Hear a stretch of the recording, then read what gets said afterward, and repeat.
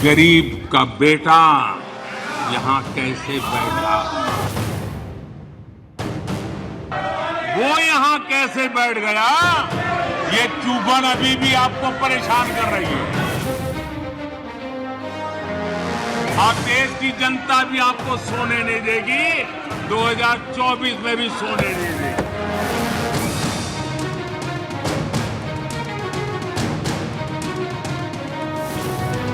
NDA और BJP 2024 के चुनाव में पुराने सारे रिकॉर्ड तोड़ करके भव्य विजय के साथ जनता के आशीर्वाद से वापस आएंगे। नमस्कार, आप देख रहे हैं जनता की आवाज। मैं हूं आपके साथ पूजा यादव। 2024 के लिए बिसात बीत चुकी है। विपक्ष का विश्वास प्रस्ताव गिरा और उसके बाद एक बात तो स्पष्ट हो गई कि बीजेपी ने तैयारी पूरी कर ली है। हालांकि विपक्ष ने कहा कि हम जो चाहते थे वो हुआ। हम चाहते थे कि मणिपुर के मामले पर प्रधानमंत्री नरेंद्र मोदी बोले और आखिरकार उनको बोलना पड़ा। हालांकि खूब गहमा गहमी रही, अधीर रंजन का निलंबन हुआ। उसके बाद में आज भी आपने देखा कि राहुल गांधी संसद के परिसर में विरोध मार्च निकालते हैं, अपना प्रदर्शन करते हैं। उनके साथ में इंडिया के सांसद भी नजर आते हैं। लेकिन सबसे बड़ा सवाल यह है कि 2024 के चुनाव में जीत किसकी होगी, क्योंकि प्रधानमंत्री नरेंद्र मोदी ने बार बार इस बात का जिक्र किया कि इस बार आंकड़ा फिर 300 के पार होगा। हमारे साथ चर्चा के लिए जनता भी रहेगी, जनता की भी आवाज होगी। साथ ही साथ कई मेहमान भी हमारे साथ में इस वक्त हैं। रत्नीश मिश्रा है कांग्रेस के लीडर, हमारे साथ में राहुल तलान है पॉलिटिकल एनालिस्ट, और सौरभ दुबे हमारे साथ में पॉलिटिकल एनालिस्ट। सभी का स्वागत है। रत्नीश मिश्रा साहब, आप ही के साथ शुरुआत करते हुए, बड़ी उम्मीदों के साथ में अविश्वास प्रस्ताव को सदन के पटल पे रखा, मंजूर भी हुआ, लेकिन ऐसे तो नहीं कि ये दांव उल्टा पड़ गया।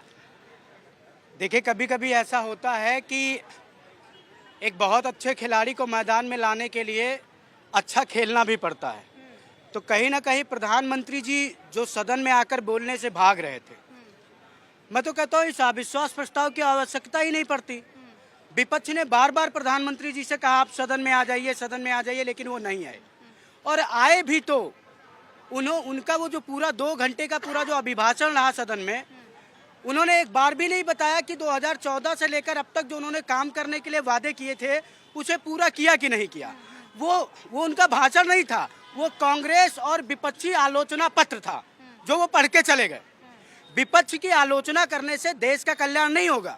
आपको जो काम किए थे आपने वो बताने होंगे। आपकी जिन प्रदेशों में सरकारें हैं वहाँ जहाँ जो आपने वादे किए थे वो आप बताते। इनका सबसे बड़ा प्रदेश है उत्तर प्रदेश। आज देखिए वहाँ पर 69,000 भर्ती वैकेंसी के बच्चे बैठे हुए, उनको कोई नहीं सुन रहा है। लेखपाल भर्ती के बच्चे बैठे हुए, उनको कोई नहीं सुन रहा है। बीडीओ की भर्ती परीक्षा कहाँ चली गई कुछ नहीं पता। कितने कंफ्यूजन में है, इनको ये नहीं पता कि भागा कौन है। भागे तो राहुल गांधी थे कल। भाई आपने एक राहुल गांधी को रेड कारपेट बिछा करके कल आप ले आए संसद में, परसों उन्होंने अपना अच्छा खासा भाषण दे लिया। जब कल मोदी जी मणिपुर पर बोलने लगे तो पूरी पार्टी वॉकआउट कर गई। ये क्या तरीका है भाई? आप संसद चलने नहीं देते, सड़कों पे जाके चिल्लाते हैं। जब प्रधानमंत्री बयान दे, पहले आप कह रहे हैं गृह मंत्री का बयान नहीं सुनेंगे, प्रधानमंत्री चाहिए। जब प्रधानमंत्री बोलते हैं तो आप वॉकआउट कर जाते हैं। मतलब आप कितना कंफ्यूजन है आपके अंदर। और एक बात और सुनिए, इनका घाटा कितना हुआ है। राहुल गांधी जी के बोलते बोलते उन्होंने अपनी तो नाक कटा ली, एक ऐसा कृत्य कर दिया संसद में। साथ ही साथ अधीर रंजन जी जो इनके पार्टी के विपक्ष के नेता हैं वो भी सस्पेंड हो गए। सब तरह से कांग्रेस पार्टी ने अपना नुकसान किया है। आप देखिए पूजा जी, आप एक चीज देखिए, आप आज तक मुझे जहां तक राजनीति की समझ है, मैंने इतिहास में पहली बार ऐसा देखा है कि विपक्ष के 2 राज्यसभा के सांसद सस्पेंड हो गए, विपक्ष के 2 लोकसभा के सांसद सस्पेंड हो गए। मतलब जो मोदी जी को एक्सपोज करे सस्पेंड कर दो, जो मोदी जी के खिलाफ बोले उसके घर ईडी भेज दो। इनके मंत्री मीनाक्षी लेके धमकी देते हैं। आप बताइए क्या राहुल गांधी जी ने कोई भी वहाँ पर बिना तर्कों के बात की, बिना तथ्यों के बात की? एक बड़ा सवाल यह आ जाता है कि कौन किस पर भारी पड़ा। देखिए, बीजेपी निश्चित तौर पे भारी पड़ी, क्योंकि अगर जो ये संसद से वॉकआउट नहीं करते, ये लोकतंत्र का मजाक उड़ाया है इन्होंने। पहले लेके आते हैं अविश्वास प्रस्ताव, फिर जब प्रधानमंत्री बोल रहे होते हैं तो संसद में नहीं होते हैं। तो ये संसद के, ये लोकतंत्र के साथ भद्दा मजाक है। और देखिए, मैं ये कहना चाहता हूँ, जब नास मनुज पर छाता है पहले विवेक मर जाता है। इनको पता थी हार होगी और बुरी तरीके से हार होगी और अविश्वास प्रस्ताव गिरेगा, और इनका गिर गया। और जब प्रधानमंत्री ने इनकी बखिया उधेड़नी शुरू की तो ये वहां दिखाई नहीं दिए। और देखिए, एक टाइम पे हमने राहुल गांधी जी की आंखों की कलाएं देखी थी संसद में, अब हमने होठों की भी कलाएं देख ली। इससे पता चलता है कि कितने सीरियस पॉलिटिशियन है। जिसमें सीरियस ही नहीं है वो इंडिया इनको दूल्हा बनाना चाहता। 2024 से पहले जनता की बात, 2024 से पहले संसद में जो हुआ अविश्वास प्रस्ताव, उस पर चर्चा, किसका पलड़ा भारी नजर आया जनता को? जनता क्या बीजेपी पलड़ा भारी है।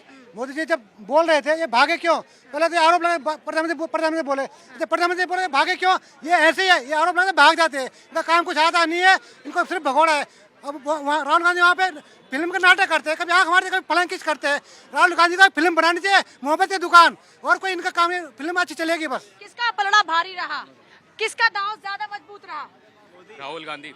राहुल गांधी। कैसे राहुल गांधी का पलड़ा भारी रहा? इस बार कौन सी बातें राहुल की दिल में घर कर गई? वो अपने किसान का मामला उठाते हैं।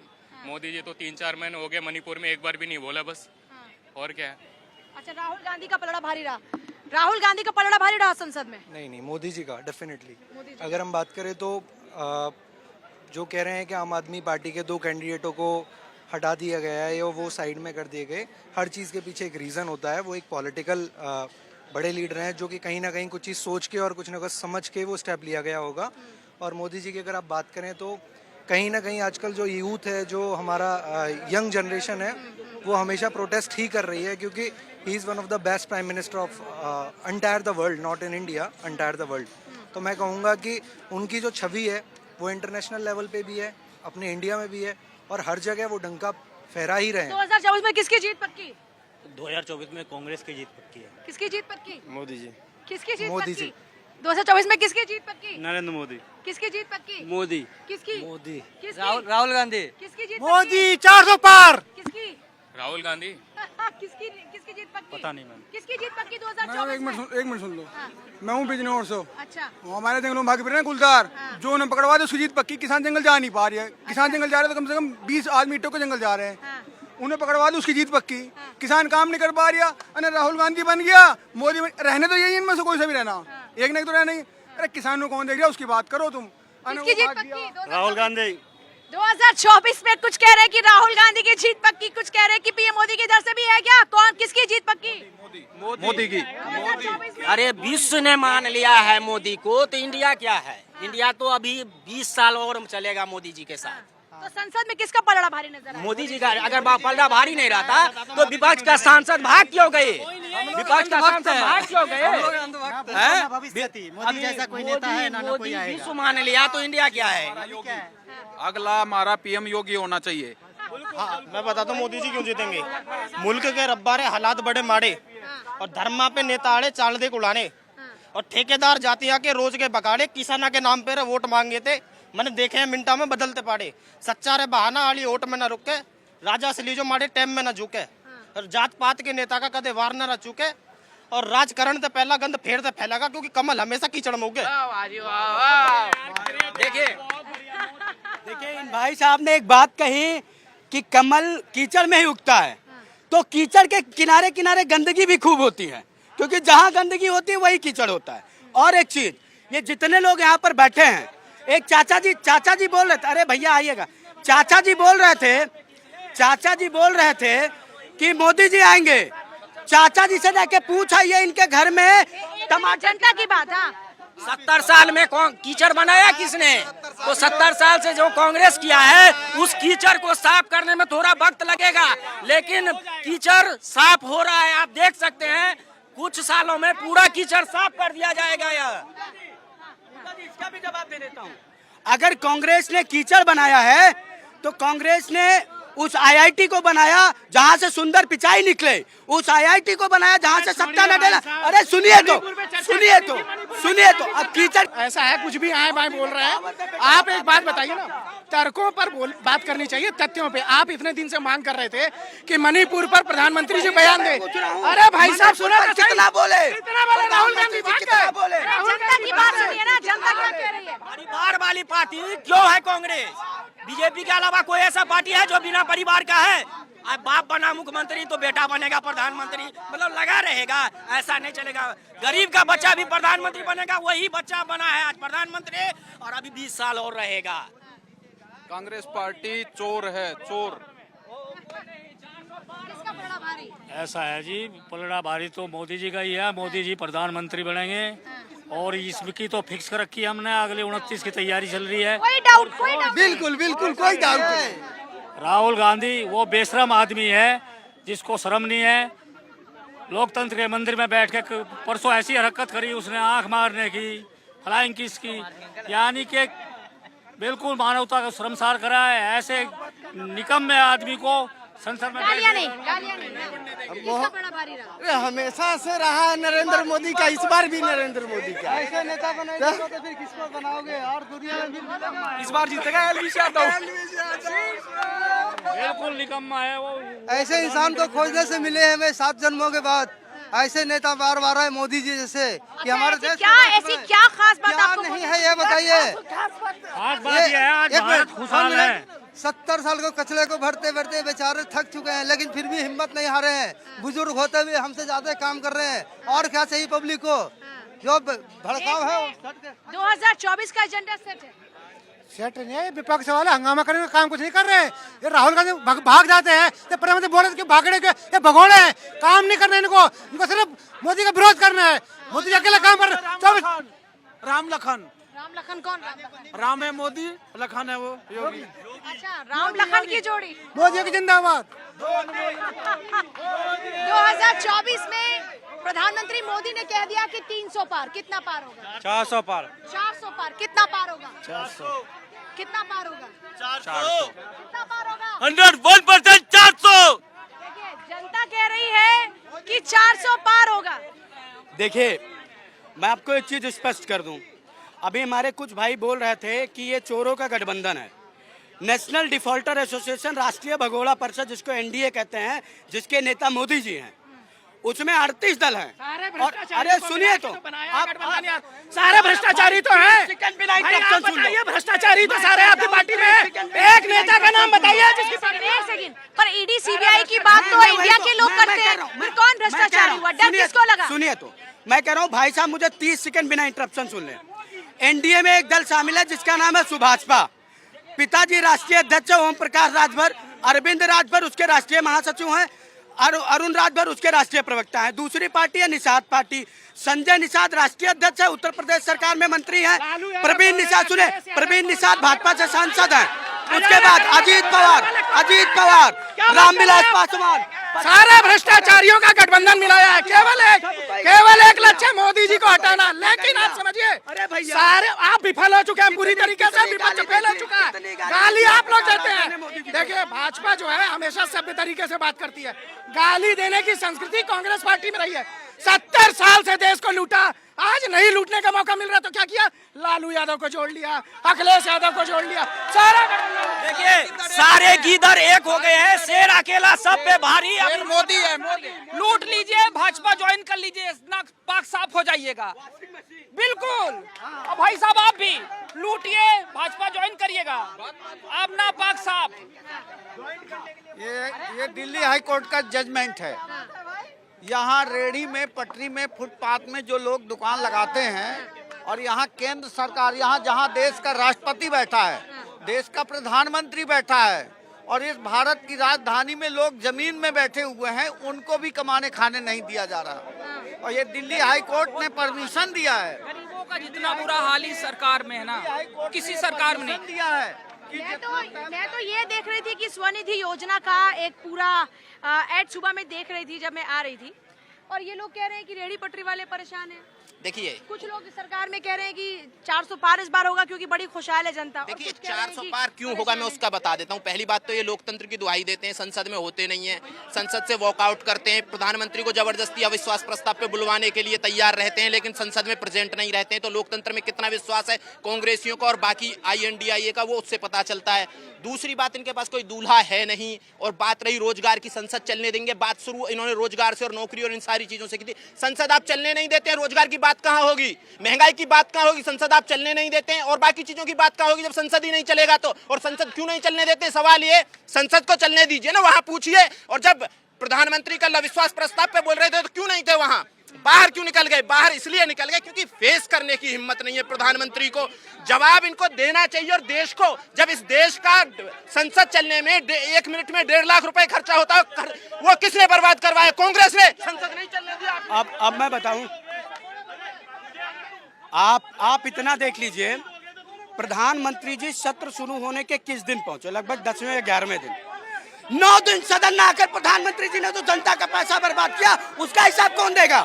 9 दिन सदन में न आकर प्रधानमंत्री ने जो जनता का पैसा बर्बाद किया, उसका जवाब कौन देगा? और सुनिए, क्या देश में सिर्फ एक मणिपुर इनके नेता से अच्छा मस्खरा है। वो मस्खरी देखी हमने संसद में। एक तरफ आंख मारते हैं, दूसरी तरफ फ्लाइंग किस देते हैं।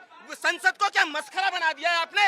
मस्खरी हो रही है। आप देख लीजिए, आप यही देख लीजिए कितनी बौखलाहट है। मैं किसी के बीच में बोलने नहीं जाता, दोनों मेरे जनता के बीच में। हाँ। ये तो भाग जाते। देखो मैडम, बात ये है, ये भाई साहब लोग बोले भाई संसद भवन के चलने दोगे तभी तो कुछ काम नहीं, उस बिल पास होगा, चाहे गरीब कुछ महंगाई के कुछ बात होगा, चाहे विकास के मुद्दे पर बात होगा। लेकिन आपने मणिपुर के मामले में विश्वास प्रस्ताव लाए, तो मोदी जी से हम बोलवाएंगे। जब आप विपक्ष वाले सब बोल दिया, जब मोदी जी बोलने लगा, ये सब विपक्ष नंगरी गिरा के भाग गया संसद छोड़ के। क्यों भाग गया? राहुल गांधी की महिला मणिपुर के बात कर रहा है, लेकिन वही राहुल गांधी की महिला के समान में महिला को फ्लैंक किस करने जा रहा है। महिला को फ्लैंक किस, ये कोई तरीका है क्या राहुल गांधी का? ये कोई अकल है क्या राहुल गांधी का? मैं महिला को फ्लैंक किस कर रहा है? बताओ, कांग्रेस से पूछना चाहते हूँ। ये मणिपुर के अंदर हफीज खोरी किसने रोकवाया था? एक तरफ नहीं, क्या देश में सिर्फ मणिपुर एक मुद्दा है? जनता पूछ रही है, मणिपुर पर आप चर्चा की मांग करते हैं, फिर मणिपुर पर क्यों वॉकआउट कर जाते हैं? आप देखिए, इस देश में अगर कोई कहता है केवल मणिपुर मुद्दा है, नहीं, इस देश में मेहू और मेवात हरियाणा भी मुद्दा है, जहां पर जब हिंदुओं से फिर बीच में टोकने लगे। ये देखिए राहुल जी, मैं आपके बीच में नहीं आता, आपको समझने की सुन लीजिए। देखिए मैं बीच में ये ओवरलैपिंग मैं नहीं करता, मैं भौंकने के लिए नहीं आता। एक सेकंड, क्या लहजा आप यूज कर रहे हैं बात करने का? भौंकने, ये क्या तरीका? वही बोलना पड़ेगा। देखिए मैं किसी के बीच, आप देखिए ये हिंदुत्व के नाम पर वोट मांगते हैं। हरियाणा में कितने हिंदू भाइयों को मारा गया। इनका मुख्यमंत्री कहता पुलिस सुरक्षा नहीं दे सकती। अरे जब पुलिस सुरक्षा नहीं देगी तो कौन सुरक्षा देगा भैया? भगवान विष्णु आके सुरक्षा देंगे, भगवान ब्रह्मा के सुरक्षा देंगे, महेश आके सुरक्षा देंगे? नहीं, मेरा ये सवाल जनाब, सुनिए, एक सेकंड, मैं फिर रिपीट कर रही हूँ आपसे। मेरा सवाल ये है कि एक तरफ आपने कहा कि पीएम मोदी मणिपुर पर जवाब दें, जब पीएम मोदी मणिपुर पर जवाब देने के लिए आए तो उससे पहले सब वॉकआउट क्यों कर गए? आपको सुनना चाहिए था ना, पीएम मोदी जिनका जवाब चाह रहे थे, फिर क्यों भाग गए? मैं उसका जवाब दे दूं। आप पूरी की पूरी बात निकाल लीजिए। मणिपुर पे केवल एक लाइन बोली है मोदी जी ने कि मणिपुर में जो हुआ वो गलत हुआ और हम इस पर जो हमारे लिए विधिक कार्रवाई है वो करेंगे। बाकी मोदी जी मणिपुर कब जाएंगे?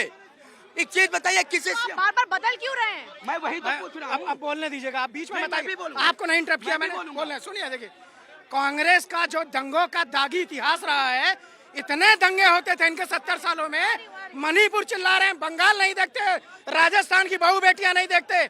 आप ये देखिए कि राहुल गांधी का अभी वो अपनी शब्दों के कारण उनको कोर्ट ने बरी किया, अभी उनको राहत दिया सुप्रीम कोर्ट ने। वापस संसद में आकर के दोबारा से आंख मारना, किस करना, फ्लाइंग किस, दोबारा हरकत करके जांच कमेटी बैठी है, दोबारा वापस इनको कोर्ट सजा सुनाएगा। अगर इसी तरह से इनका व्यवहार रहा, मणिपुर पर तो चर्चा नहीं करना चाहते। ये सिर्फ अविश्वास प्रस्ताव इन्होंने राहुल गांधी जी के लिए लाया था। मणिपुर की घटना बहुत शर्मनाक घटना है और जैसे विपक्ष ने भी कहा है कि सीएम को बदल दो, पीएम को बदल दो। मैं इसे पूछना चाहूँगा मैं विपक्ष से कि अगर मान लीजिए आपका एक घर है 3 या 4 तल्ले का, 3-4 फ्लोर का, आपके पिताजी ने बनाया है, खुदा ना खास्ता, गॉड फॉरबिड नहीं, मैं को भगवान करे घर में आग लग जाती है, तो तुम सॉल्यूशन ढूंढोगे अपने बाप को बदलोगे?